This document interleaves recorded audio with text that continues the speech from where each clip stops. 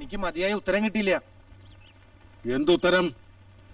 എടാ, നിന്നെ കൊണ്ട് അവളെ കെട്ടിച്ച ആ പ്രാന്തൻ ചക്കന്റെ ഉപദ്രവത്തിന് ഒരു പരിഹാരം ഉണ്ടാവോ? ഒരാണും തുണി ഉണ്ടാവല്ലോ.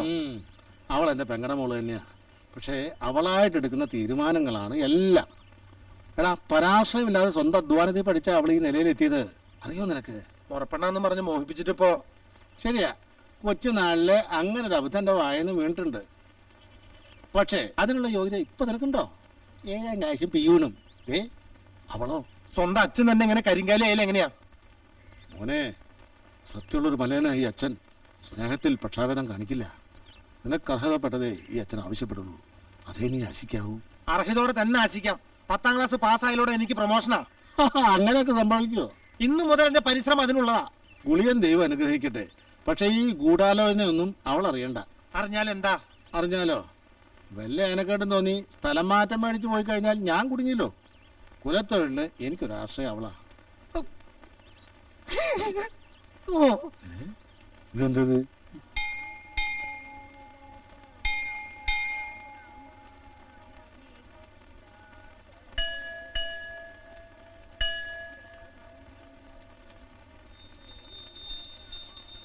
കൃഷ്ണ ഗുരുവായൂരപ്പാ രക്ഷിക്കണേ, സംസ്ഥാപരാധം പൊറുക്കണേ.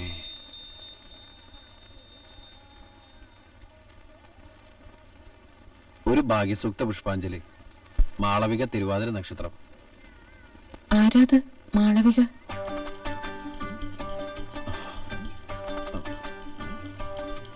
രക്ഷിക്കണേ.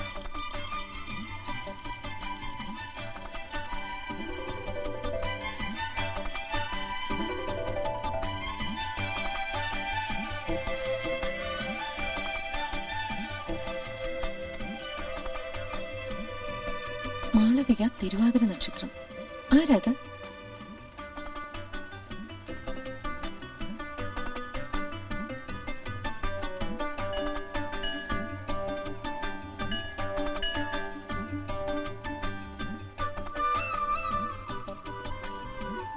പഴനിയണ്ടവാ ശ്രീമുരുഖ വേൽമുരുഖ രക്ഷിക്കണേ. ആണ് മാറി. ഇത് ശാസ്താവാ. സോറി ശാസ്താവേ, പെട്ടെന്നുള്ള ധൃതിയിൽ ആള് മാറി വിളിച്ചു, ക്ഷമിക്കണം. കലികാല വരദനെ, പമ്പാവാസനെ, ഈ നരകത്തിൽ തന്നെ കരകയറ്റണേ ഭഗവാനെ, രക്ഷിക്കണേ. ഏയ്, ആരായി മാളവിക? ഓ, സമയം പോയി. രക്ഷിക്കണേ.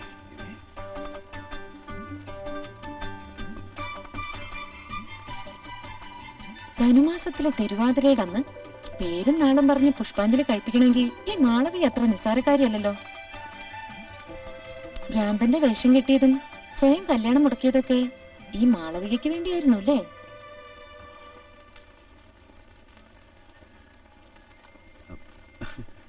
ഏതായാലും തന്നെ കണ്ട നന്നായി.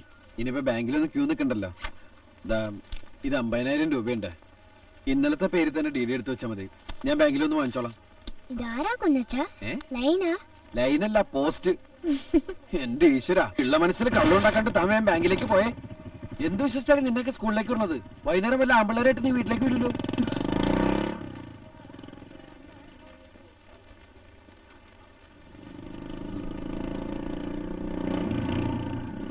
ഹായ് ക്ലൈമൾ.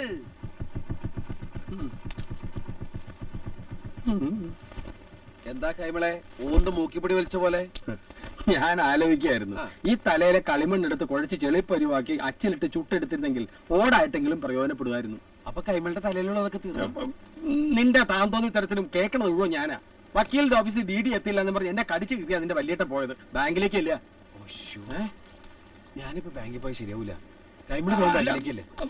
ഞാൻ ഇപ്പൊ വിളിച്ചു പറയാം. അതെ,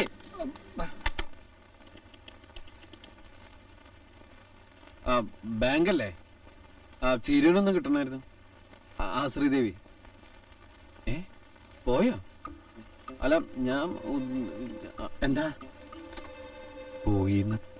ഞാൻ പണം അവളെ ഏൽപ്പിച്ചത്, അതുകൊണ്ട് അവള് മുങ്ങിന്നാ തോന്നുന്നു. ഈശ്വര, ബാധയും മന്ത്രമായിട്ട് ജീവിക്കണ കൂട്ടരാ. ഒരുമിച്ച് 50,000 രൂപ കിട്ടിയാ എങ്ങനെ മുങ്ങാണ്ടിരിക്കുക? കൈമളെ, നമ്മളിനി എന്താ ചെയ്യാ? അങ്ങനെ വിട്ടാ പറ്റില്ലല്ലോ. നീ വരിക.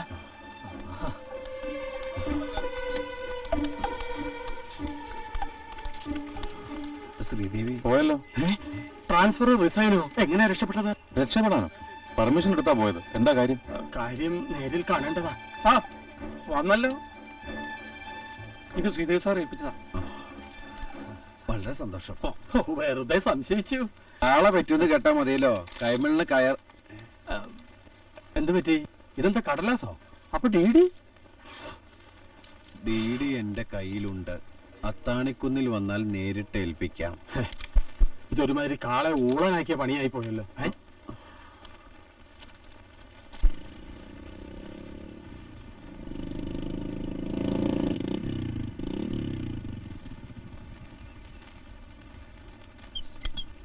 എവിടെ എന്റെ ഡി ഒരു കുറിപ്പ് എഴുതി വെച്ച് താനും തന്നെ പൊട്ടം കളിപ്പിക്കാ? അതിനെ എനിക്ക് ചോദിക്കാനുള്ളത്.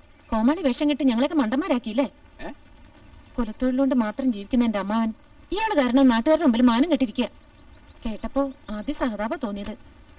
അമ്പലത്തിൽ വെച്ചാ മനസ്സിലായത് സാമർത്ഥ്യായിരുന്നു എന്ന്. എന്തിനു ഞങ്ങൾ കൂടി അവമാനം വരുത്തി വെച്ച്? സോറി. നോറ്റ വ്രതത്തിലും ചെയ്ത കർമ്മത്തിലും സത്യം കാണുന്നവളാ. എനിക്ക് അറിഞ്ഞേ പറ്റൂ ആരായി മാളവിക. അമ്പലത്തിൽ വന്നതും അർച്ചന നടത്തിയതും അവൾക്ക് വേണ്ടിയായിരുന്നു അല്ലേ? അതെ. വിവാഹത്തിന് സമ്മതിച്ചപ്പോഴും മനസ്സിൽ അവളുണ്ടായിരുന്നു. എന്റെ മാളൂട്ടി വലിയ വാശിക്കാരിയാ. പിണങ്ങിപ്പോയതാ. എത്ര പറഞ്ഞിട്ടും എന്നെ മനസ്സിലാക്കാൻ അവൾ ശ്രമിച്ചിട്ടില്ല. പക്ഷെ പാവാ. ഒരുപാട് സ്നേഹിച്ചോണ്ടാ എന്നെ ഒരുപാട് വെറുത്തു പോയത്. എന്തിനാ പിണങ്ങിപ്പോയത്? ഒക്കെ ഞാൻ കാരണ.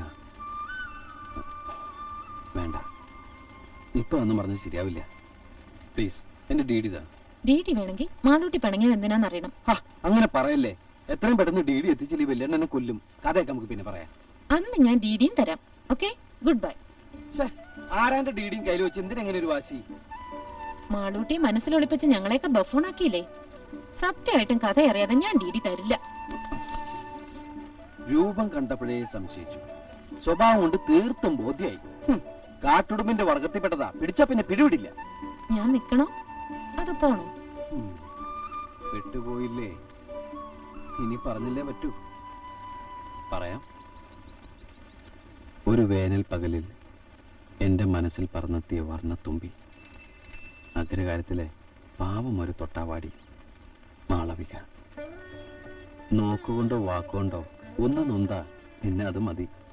അതായിരുന്നു മാളൂട്ടിയുടെ പ്രകൃതം. പാലക്കാട് മ്യൂസിക് കോളേജിൽ വെച്ചായിരുന്നു ഞങ്ങൾ കണ്ടതും മനസ്സാലടുത്തതും.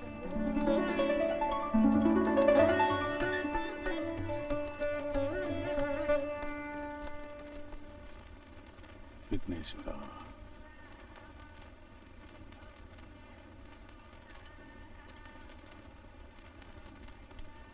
மாலூட்டி எங்க? கோயிலுக்கு போயிருக்கா.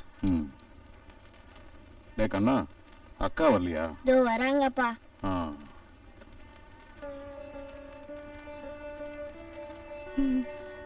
நீங்க என்னமா காலேஜ் இல்லையா? மத்தியானம் தான் போகணும்ப்பா. அப்படியா? போயிட்டு வரட்டுமா?